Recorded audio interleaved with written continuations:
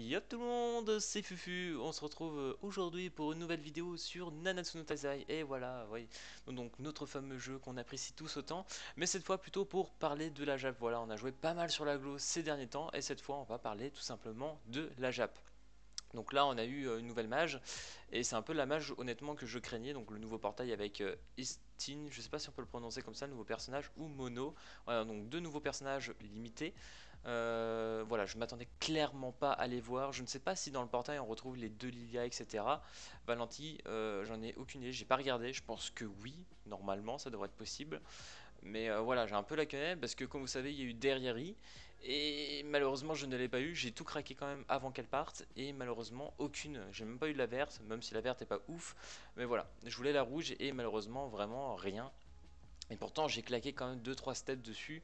Donc je suis un peu dégoûté.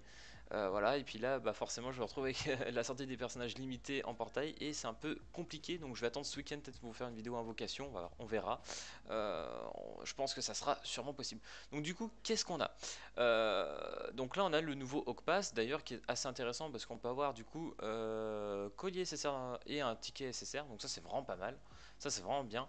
Et puis si vous voulez aussi le Hawk Pass Premium, bah, vous payez 8 euros. Voilà, c'est pas trop fou, mais pourquoi pas. Ajout de deux autres niveaux, donc avec Hendrickson. Comme vous savez, sur la Jap en ce moment, on a des nouveaux niveaux. Là, c'est pas mal. On peut revivre un peu les modes histoire, etc. avec des levels un peu plus hard. Ce qui est très intéressant. Pour ma part, c'est un peu compliqué parce que j'ai pas encore trop le level pour les faire, mais j'espère un jour pouvoir me les faire. Jeudi 12 mars 2020, après maintenance, ok. Chaque niveau peut être fait une fois par jour, voilà, comme ça vous savez. Bon, je vous laisserai lire à peu près ça, je vous mettrai bien évidemment le site en description, ne vous inquiétez pas. Voilà, 184 puissance, vraiment j'en suis encore un petit peu loin, hein, on va pas se mentir. Ok, là ce qui va être assez intéressant aussi, l'amélioration du chat global, ça c'était vraiment une horreur sur la Jap. Là on nous avait sorti donc ce nouveau chat qui était très intéressant, mais voilà, c'était pas si évident pour communiquer, donc là ils ont amélioré ça. Là on peut changer de serveur, et là surtout le truc que je préfère, voilà, pour aller prier, parce qu'au début quand ils ont fait cette mage, on ne voyait plus du tout où est-ce qu'on pouvait aller prier. Donc là vraiment c'est très très bien qu'ils aient fait ça. Là on peut maintenant retrouver notre truc de guild, notre icône, donc c'est très bien. Ensuite aussi retour des émotes, ça j'avais pas trop fait gaffe, mais apparemment voilà, il y a les émotes qui sont revenus pour faire les boss. Donc ça c'est vraiment très bien, et je me suis dit il fallait vraiment qu'ils le fassent parce que c'était vraiment la merde. Donc du coup les deux nouveaux personnages limités, Estin, Mono, voilà, step up en plus. Donc on peut faire, je pense, ce week-end je risque de faire peut-être 3 multi, voilà, avec celle à une gemme, donc vraiment je pense que ça peut être assez sympa. Donc période du portail 12 mars au 26 mars, oula, ok, ouais, donc un peu plus du, ouais, ok, on a encore un peu pas mal de jours, mais va pas falloir trop tarder je pense. Donc on va commencer avec Mono. Je sais pas si je peux vous faire, vous montrer tout simplement, si on va essayer de trouver, voyons, j'essaie de baisser un petit peu.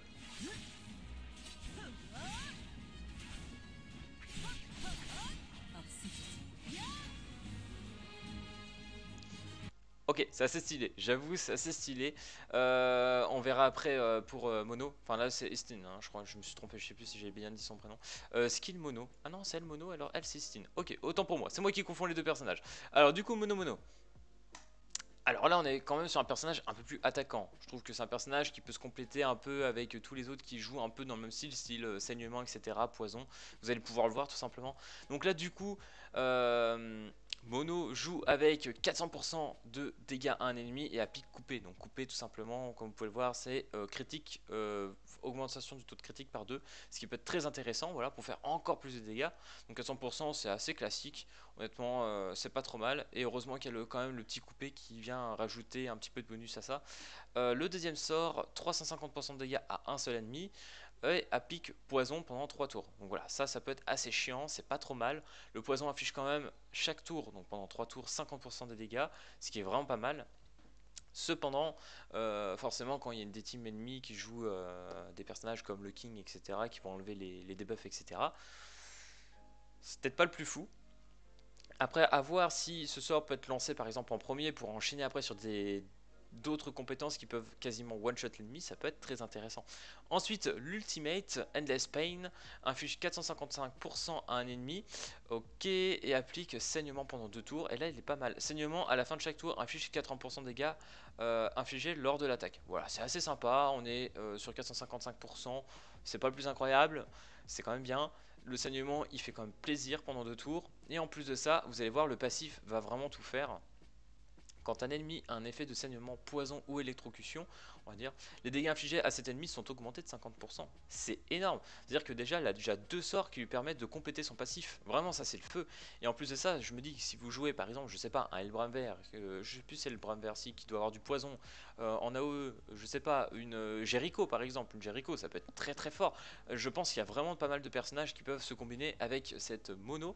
Donc vraiment, c'est pour moi un personnage très très intéressant. Du coup, je propose qu'on passe au prochain. Alors, donc là, du coup, Austin. Ok, Austin. Voyons voir l'aspect.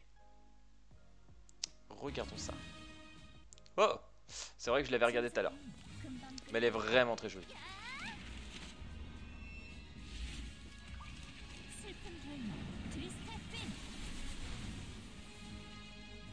Voilà. Non, faut se le dire, on a quand même dans le jeu des très très très belles spé, ça fait clairement plaisir. Du coup, Austin. Hop. Alors, Austin. Alors là, honnêtement, on est sur un personnage que je qualifierait un peu plus de contrôle, buff, etc. Donc inflige 300% de dégâts à tous les ennemis et augmente la jauge d'ulti de 2. Je trouve ça très intéressant. Honnêtement, 300%, bon là ça c'est classique de l'AOE, on est très habitué à voir ça. La jauge d'ulti de 2, je ne sais plus si on a des personnages qui font de l'AOE et qui en plus augmentent leur jauge d'ulti. Donc du coup je trouve ça assez intéressant, surtout qu'elle peut du coup arriver assez vite en spé. Et du coup voilà, ça c'est vraiment pas mal. Ensuite, augmente des stats liés à l'attaque de 30% de tous les alliés pendant 3 tours. Donc là, on retrouve clairement un sort équivalent à Helbramver. Voilà, Helbramver, c'est exactement le même passif. Donc ça, c'est très intéressant. À l'attaque de 30%, c'est génial, vraiment. On peut faire beaucoup plus de dégâts avec ça. Pourquoi pas? Ça peut être très utile, peut-être pour du démon, faut voir. Après, pour le PVP, je sais pas. Si le PVP, quand même, le premier sort de la OE, il est quand même vraiment très intéressant. L'ultimate inflige 350% de dégâts à tous les ennemis, applique fatal, donc dégâts critiques x2. Donc attention aux cas de critique, ça peut faire très très mal. En plus c'est sur de la OE, donc c'est très très bien. Et là par contre son passif aussi, les passifs vraiment sur ces personnages limités, je trouve ça les rend vraiment très puissants. Augmente ses stats de base, attaque, défense, HP, donc comme un style d'une compétence par exemple de harceur. Donc de 5% pour chaque buff sur les alliés et ennemis limité 5 fois. Donc limité 5 fois, ça veut dire quoi 5 buffs sur alliés, et du coup on atteint 25% par exemple d'attaque def HP bonus, et du coup voilà, on est quand même assez tanky. Donc honnêtement, je trouve ça vraiment très intéressant. Après, je me dis que là, par exemple, tu prends un harceur qui met 3 buffs par personnage, là, ça va aller très très vite, quoi. Bon, après, c'est peut-être pas le truc le plus opti. Cependant, son petit A, je pense combiner aussi avec une petite Lilia, ça peut être très intéressant. Enfin bref, je pense qu'il y a aussi pas mal de compos à faire avec cette Estine. Donc voilà, vraiment 2 personnages limités que je trouve très intéressants. Pour ma part, si j'invoque ce week-end, je partirais peut-être plus sur... En vrai, j'aurais peut-être plus envie de partir sur mono parce que j'ai pas tant de team très, très offensif. J'ai pas mal de contrôle, j'ai beaucoup de harceurs, de trucs partout, mais pour buff, mais j'ai pas vraiment beaucoup de trucs très offensifs au point de mono. Donc ça m'intéresserait vraiment pas mal pour faire beaucoup de dégâts. Mais là, pour du contrôle, c'est vraiment sympa Austin aussi, hein.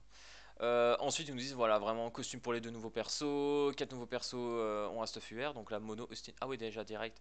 Deldry, Arden. Ok, bon, ça un peu osef, honnêtement. Correction de bug. Et bien évidemment, si vous avez pas eu le temps, compliqué et tout ça, si vous avez pas eu un perso. Voilà, mono pour 24 balles. C'est un peu cher, on va pas vraiment mentir, mais voilà, faut voir, faut voir. Après, vous avez quand même 30 gemmes en plus. Ouais, est-ce que ça vaut le coup de claquer 24 € pour avoir un personnage comme ça? Je sais pas, je sais pas. Vraiment, ça sera à vous de voir pour les cash players. Pour ma part, je le ferai pas, hein, clairement, mais voilà. En tout cas, voilà les gars, je pense qu'on a fait la petite ronde par rapport à ces 2 nouveaux personnages que je trouve vraiment très intéressants, hein. C'était quand même beaucoup mieux que par exemple le portail de la Saint-Valentin, hein, clairement. Les personnages limités de toute façon sont assez pétés. Après, est-ce qu'ils sont si pétés que ça? Je ne sais pas, faudra les voir plus en jeu, je peux pas trop dire comme ça actuellement. Cependant, je les trouve quand même très intéressants, je suis sûr qu'il y a moyen de les caler et d'avoir leur place. Les limités, ils trouvent toujours un moyen d'être là, donc vraiment ça, il n'y a pas de souci pour moi. Enfin bref, si cette vidéo sur Nanatsu vous a plu, n'hésitez pas comme d'habitude à lâcher le petit pouce bleu, à vous abonner, et puis moi je vous dis à plus à la prochaine vidéo. Allez, peace tout le monde!